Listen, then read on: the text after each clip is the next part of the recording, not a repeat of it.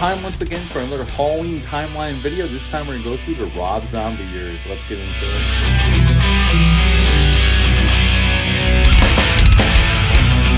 Hey, welcome back to my channel. Hope you're all doing well out there. And today we're going to head into our next part of my Halloween timeline series.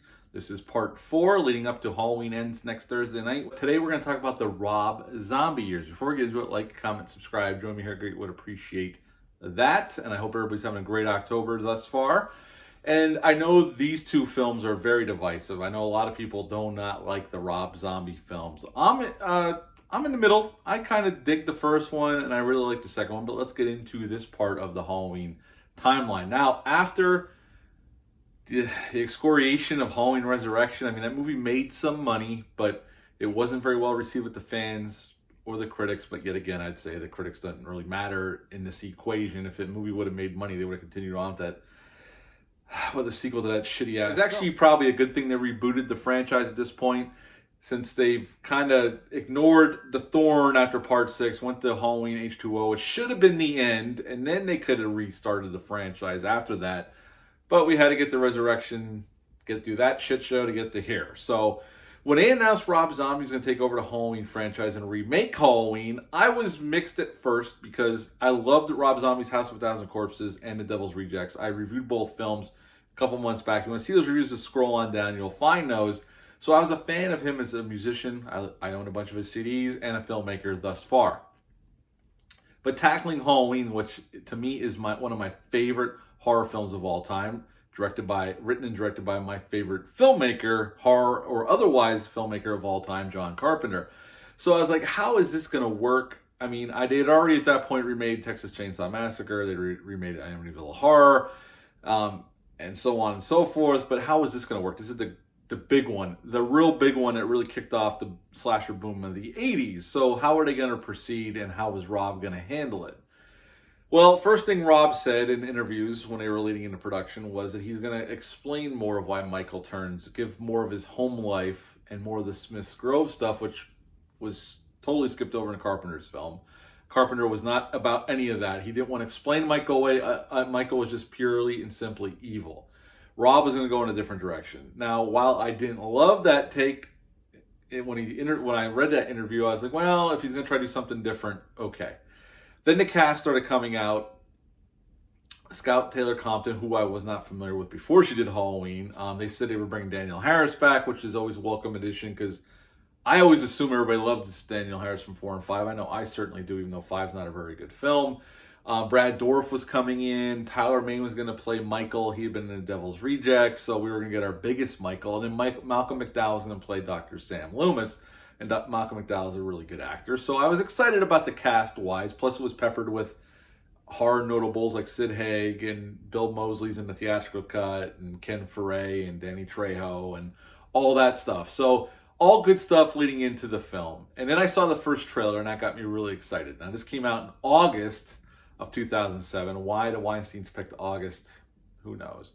Had a $15 million budget, but upon release, it made $58 and $80 worldwide. So this was a nice size hit for Dimensions. Now, famously, Rob was fucked with on this film a lot by Dimensions, more so than I realized at the time. I know since then he's talked about it on Joe Rogan's podcast and a few other interviews that the Weinsteins it was a miserable experience for him. Now, I remember seeing this opening weekend with a bunch of friends of mine. I was living up by Boston at the time, and a bunch of friends had come up to hang out that weekend, and we all went to see this Friday night.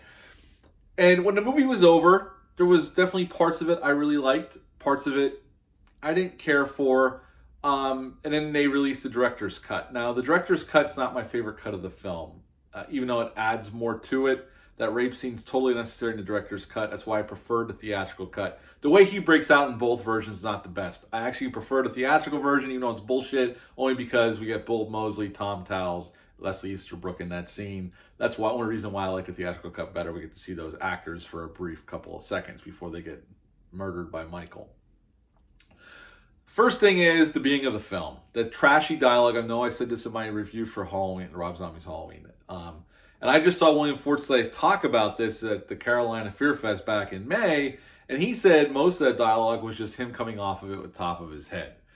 And holy fuck, William Forsythe, I love you as an actor, but that's some of the cringiest holy shit dialogue I've ever heard in my life. It's just awful to listen to. I remember in the theaters, I even like, what the fuck? I mean, people don't say this to each other, do that? I guess there are some real scumbag people who do talk like that all the time. But I mean, I have a potty mouth myself, but some of the grimiest, shittiest dialogue you could say to somebody is in that opening few moments of the film. And I know what Rob was trying to do. He's trying to show that Michael's home life is so shitty, even though he has a loving mother. His sister's mean to him and says really inappropriate shit to her younger brother. And obviously the boy has issues. He's killing animals and whatnot. And the mother's kind of turning a blind eye, even though she is sweet to him, played by Jerry Munzami. And then we get to the Smiths Grove stuff. Now, I don't mind the Smiths Grove stuff. I wish there was a little bit more interactions between Michael and Dr. Loomis before Michael totally shuts down and doesn't say anything. But I don't mind those parts. I think it goes on a little long because it's not as interesting until he kills the nurse. And then we fast forward when, Sam Loomis says he's going to, stop being Michael's doctor. And then when he breaks out, we get some cool scenes. Him and Ken Frayne, the shitter of the truck stop or the truck washing station.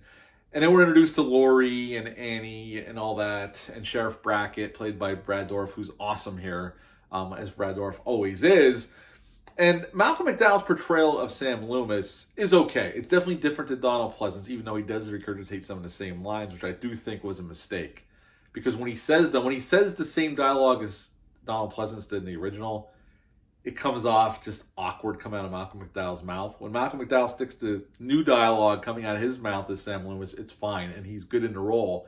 He's definitely a different take on the character. He's definitely more egomaniacal than Dr. Loomis was in the original. And that's fine. I don't expect it to be the same character. I was totally fine with that choice. They definitely go into the brutality. This is way gorier than any of the Halloween films up till this point in the franchise. I mean, Rob Zombie, to this point with his first two films, was known to go really crazy with the gore and the violence, and this movie's no different. It's very violent, very gory, and Tyler Mane is definitely our most intimidating Michael Myers. I mean, he's huge, and he looks scary right from the get-go. The second half of the film is basically a Cliff Notes version of Carpenter's original film, almost down beat to beat to beat. We get Dee Wallace in there, she's horror royalty at this point. I love Dee Wallace. Danielle Harris is good. I'm glad she was back in the franchise and all that. And when Michael goes on his killing spree, there's some cool stuff here. It really is. I think the last part drags on a little bit, the chase in the house. And I like the ending of Laurie blowing Michael's head off, supposedly, and she's screaming at the end, almost like a Texas Chainsaw Massacre style ending. So I don't have a problem with that. I think the beginning in the Myers house, some of that dialogue from William Forsythe is fucking awful, man. My God. I can sit through this at home, but even sitting through it at home, it's like, my God, why? Why did they let him go that far with the dialogue? But I don't hate this film. I can sit down and enjoy it. I rather the theatrical cut. I think the director's cut, like I said, with the rape scene is just too much. There's no reason to have that goddamn scene there. And it goes on too long. This is definitely the better version of the film, in my opinion. It's a little shorter. There's no reason to have a 2-hour long Halloween film. There's just not. Especially with what he was going for. But I can watch the first one. At the end, like I said, Laurie shoots Michael in the face. She's covered in blood. She's screaming. And that's the end of Rob Zombie's Halloween 1. Fast forward to 2009, same time of year, August. Why? The Weinsteins, I fucking made bad decisions at the dimensions. But whatever. Rob Zombie said to the first one he wasn't going to come back. Okay? And they were planning on making a sequel with other filmmakers, couldn't get nothing to work, and then Rob changed his mind and came back because he felt the need to finish his story. So, with H2, he came back with the same amount of budget, $15 million, although he says it's even less than that. He said he had less money than he did in the first one because they cut his budget right before filming and he had to rip pages out of the script. Upon release, this made $33 million in America and $39 worldwide. I actually prefer this film to the first film, and there's a reason why. But this one picks up right at the end of the first one. We see Brackett pick up Laurie and take her to the hospital. We see her getting operated on, and then we get that kick-ass dream sequence that I know pissed off some people because they thought this was going to follow the original Halloween 2's timeline. I'm glad it didn't. We already have that film. I didn't need a second version of it. But it's a kick-ass dream sequence. Then we're on to Laurie in present day, living with Sheriff Brackett and his daughter, Annie, played by the great Danielle Harris. And the reason why I prefer this one to the first one is it's more of a Rob Zombie movie. And what I mean by that, all the little oddities that he brought to his first two films are all on display in this film, even though he has said that he was messed with by the Weinsteins once again on this film So it's not truly 100% his vision, but to me, it feels more of a Rob Zombie movie, where the first one felt like they were pushing him to have that Cliff Notes version of Carpenter's original for the second half. I don't know if that's true or he was always intending it that way, but it always felt that way. Like that was mandated by the studio, where you have to give the people something familiar, and that's what the second half became. This feels like its own thing, even though it's connected to the first film. Obviously, Michael's back, but he's kind of walking the earth through these cornfields without the mask on. We see Michael without the mask on a few times. We see the damage that night had done to Laurie and Annie. Annie was like very outgoing in the first film. Now she's a homebody. She doesn't want to leave the house. Where Laurie's going out working at this little hippie coffee shop, and she has new friends that might not, well, they end up being okay. At first you think they're not good for her, but they end up being all right. They do care for her. And then we find out that she's Michael's sister. She finds out, which spirals her out of control. And then we get an absolute fucking bloodbath. Michael goes on a tear, killing a shitload of people in some of the goriest fucking ways and gruesome ways ever in the franchise to that point. And then we get that ending in the shack where Loomis is killed in the theatrical cut. Well, he's killed in both cuts, but in the theatrical cut, and then Laurie walks out all damaged, and we see that final shot of her in the insane asylum and seeing her mother, and that's the end of Halloween 2.